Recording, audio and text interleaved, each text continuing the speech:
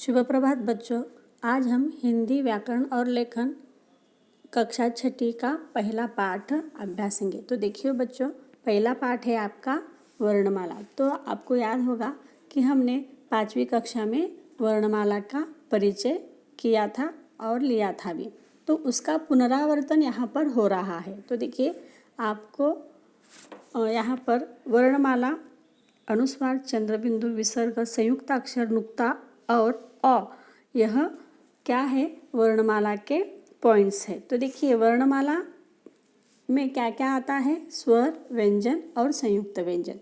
तो देखिए यहाँ पर स्वर कितने हैं पता है आपको, 13 स्वर है अ से लेकर आहा तक, और व्यंजन है क से लेकर ह तक, और उसके बाद है संयुक्त व्यंजन, जो है संयुक्त व्यंजन क्ष, त्र, ज्ञ और श्र। तो देखिए यहाँ पर संयुक्त व्यंजन है। तो देखिए इस तरह से हिंदी वर्णमाला के 3 भाग उन्होंने किया है। तो देखिए जो संयुक्त व्यंजन है वो 2 अलग अलग व्यंजनों से बनते हैं, हमने पढ़ा है और आपको याद भी है। तो फिर से यहाँ पर बता रही हूँ। तो देखिए आधा क अधिक श इज इक्वल टू क्ष। तो देखिए यह क्या बना, यह पूरा अक्षर बनने के लिए इसे 2 अक्षरों की ज़रूरत पड़ती है, इसीलिए उसे संयुक्त व्यंजन कहा गया है। तो देखिए क्ष, त्र, ज्ञ और यह श्र, तो ये 4 अक्षर क्या है, संयुक्त व्यंजन है। तो देखिए उसके आगे है अनुस्वार। तो अनुस्वार किसे कहते हैं, तो अक्षर ऊपर लगने वाली बिंदु को हम अनुस्वार कहते हैं। एग्जाम्पल्स है देखिए, बसंती, पंख, रंग, ढंग, गंगा, शांति आदि। तो देखिए इसे ये क्या है, तो बसंती स के ऊपर क्या लगाया गया है, अनुस्वार। तो उसे हम क्या कहेंगे, अक्षर के ऊपर आने वाली बिंदी, और हम कहते हैं अनुस्वार। तो यह है आपका अनुस्वार। तो आगे चंद्रबिंदु। चंद्रबिंदु देखिए, चंद्रबिंदु का ये क्या है, तो देखिए यहाँ पर चंद्रबिंदु है, यहाँ पर चंद्रबिंदु का आपको उन्होंने एक्सप्लेनेशन दिया है यहाँ पर। तो अक्षर के ऊपर आने वाले अर्धचंद्र तो किस तरह से लगाया जाता है, तो इस तरह से लगाया जाता है।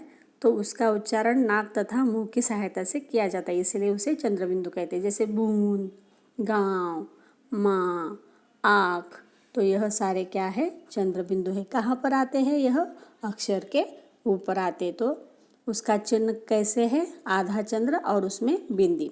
विसर्ग, तो देखिए विसर्ग अक्षर के आगे आने वाले 2 बिंदुओं को हम विसर्ग कहते हैं, जैसे प्रातःकाल, प्रायः, अथा।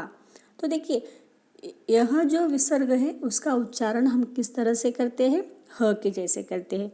तो यह है विसर्ग। तो देखिए उसके आगे संयुक्ताक्षर में किसी व्यंजन का स्वर हटाकर उसे आगे आने वाले जो व्यंजन है उसे जोड़ दिया जाता है। जैसे देखिए स्वच्छ।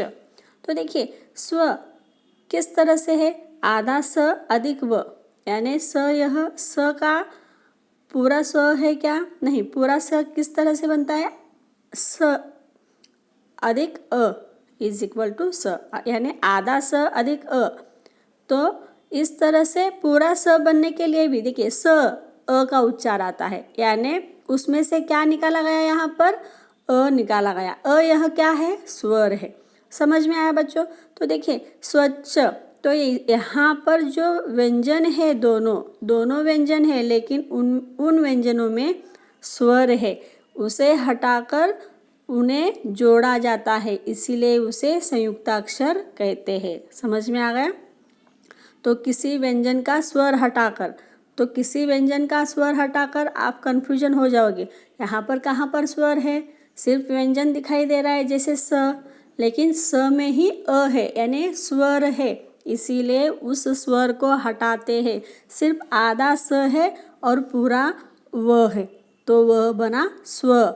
छ, च अधिक अ इज इक्वल टू च, लेकिन यहाँ पर आधा च, छ, तो छ बना।